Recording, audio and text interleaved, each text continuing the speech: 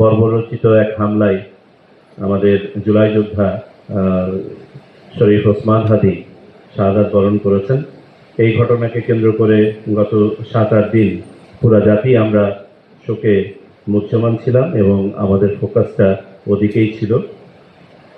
কিন্তু মাঠ পর্যায়ে নির্বাচনী কার্যক্রম চলমান আছে এবং অন্যান্য জায়গায় নির্বাচনী পরিবেশ নিয়ে সন্তুষ্টি প্রকাশ করা হয়েছে। যে ঘটনাগুলো তার মধ্যে ঘটছে সেগুলো স্বরূপ সম্বন্ধে আমরা জানতে চেয়েছি। এগুলোর সাথে নির্বাচনের কোনো সংশ্লিষ্টতা আছে কিনা এবং নির্বাচনী পরিবেশের উপরে কোনো প্রভাব ফেলছে কিনা সেগুলো নিয়ে আলোচনা হয়েছে।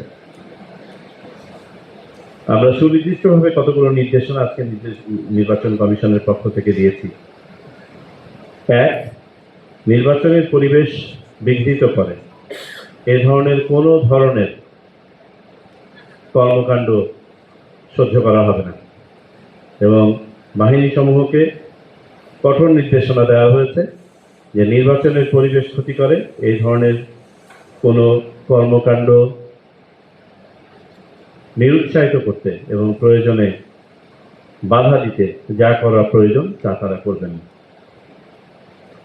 আরেকটি বিষয় আমরা সুনির্দিষ্টভাবে বলেছি, গোয়েন্দা সংস্থা সমূহকে তাদের সাথে যেহেতু আলাদাভাবে আমাদের আরেকটা মিটিং আছে, আগামীকালকে হওয়ার কথা ছিল, সম্ভবত সেটা রিশিডিউল হয়ে পরশুদিন হবে। তাদেরকে নির্দেশনা দেওয়া হয়েছে যে শহীদ ওসমান হাদির ক্ষেত্রে যে ঘটনাটা ঘটেছে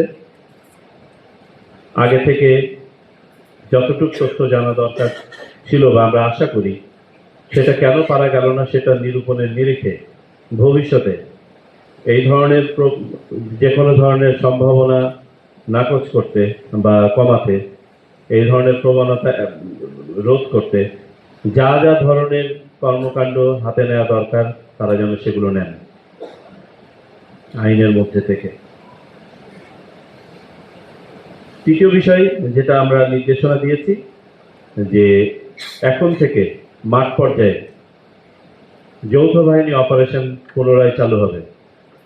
সেই যৌথ বাহিনীর অপারেশনের অন্যতম লক্ষ্য হবে অবৈধ অস্ত্র ও গোলাবারুদ উদ্ধার, সন্ত্রাসীদের গ্রেফতার এবং আইনের আওতায় নিয়ে আসা এবং সার্বিকভাবে সাধারণ মানুষের মাঝে, ভোটারদের মাঝে, প্রার্থীদের মাঝে, দলগুলোর মাঝে একটা আস্থার পরিবেশ তৈরি করা। আমরা বিভিন্ন এলাকা ভিত্তিক চেক পয়েন্ট এস্টাবলিশ করে চেক পয়েন্ট অপারেশনের উপর গুরুত্ব দিয়েছি। বিশেষ অভিযান পরিচালনার ব্যাপারে বলা হয়েছে, বিশেষ করে যেসব এলাকায় অস্ত্রের আনাগোনা আছে মর্মে জানা যায় সেসব এলাকায়, রিমোট এলাকাসমূহে অধিকতর খবরদারি ইত্যাদির ব্যাপারে বলা হয়েছে। নেক্সট বিষয় যেটা আলোচিত হয়েছে সেটা হয়েছে বিভিন্ন রাজনৈতিক দল প্রার্থী হিসেবে যাদেরকে মনোনয়ন দিচ্ছেন বা ইন্ডিপেন্ডেন্ট হিসেবে যারা প্রার্থী হিসেবে ইলেকশন করতে চাচ্ছেন তাদের নিরাপত্তার বিষয়ে আমরা আশ্বস্ত হয়েছি যে পুলিশ থেকে ইতিমধ্যেই একটা প্রোটোকল দাঁড় করানো হয়েছে এবং সেই প্রোটোকল অনুযায়ী যারা যারা নিরাপত্তা চাচ্ছেন সেই নিরাপত্তা ব্যবস্থা নিশ্চিত করা হচ্ছে। তবে এর বাইরেও যদি কেউ নিরাপত্তা ঘাটতি অনুভব করেন, কোনো সংবেদনশীলতা অনুভব করেন, তারা পুলিশের কাছে অ্যাপ্রোচ করলে যথাযথ ব্যবস্থা নেওয়া হবে। আমরা আচরণবিধি নিয়ে কথা বলেছি। জেনারেলি নির্বাচন কমিশন এতে সন্তুষ্টি প্রকাশ করেছে। প্রাথমিকভাবে যে আচরণবিধি অবলম্বনের ব্যাপারে সামগ্রিকভাবে কিছু ব্যত্যয় আছে, কিন্তু সামগ্রিকভাবে রাজনৈতিক দল এবং প্রার্থীদের সহায়ক ভূমিকা লক্ষ্য করা যাচ্ছে এবং এটার জন্য তাদেরকে আমরা সাধুবাদ জানাই।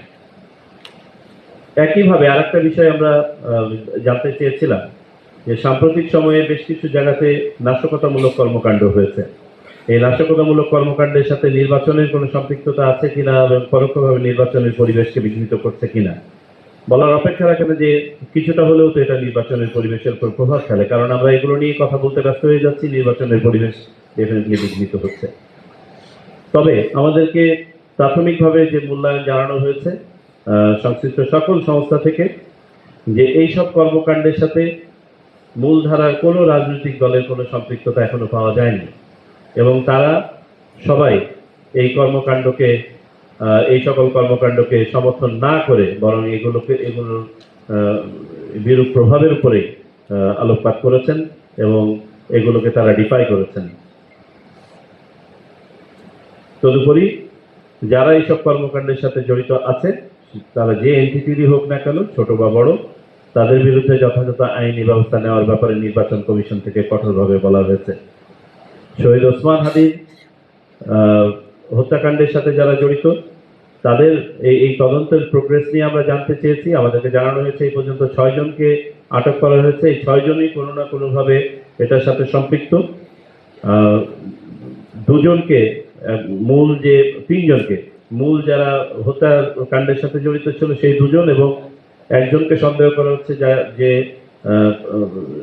পালিয়ে যেতে সহযোগিতা করেছে। এই 3 জনের ব্যাপারে এখনো পর্যন্ত অভিযান চলমান আছে বলে আমাদেরকে জানানো হয়েছে। আমরা এগুলোকে ত্বরান্বিত করতে এবং একনিষ্ঠভাবে এগিয়ে নিতে নির্দেশনা দিয়েছি। পোস্টাল ভোট নিয়ে আলোচনা হয়েছে যে আমাদের আর মাত্র 4 দিন বাকি আছে। পোস্টাল ভোটে যারা ভোট দিতে পারবেন তাদের রেজিস্ট্রেশনের, তারা যেন সময় মতন রেজিস্ট্রেশন সম্পন্ন করেন সেগুলোর জন্য বলা হয়েছে। আমরা হয়তোবা নির্বাচন কর্মকর্তা যারা আছেন তাদের জন্য যেহেতু টাইম লিমিট নাই, তাদের নিয়োগটা যেহেতু একটু বিলম্বিত হয়েছে, তাদের জন্য হয়তোবা সময়টা আর একটু বাড়িয়ে দিব।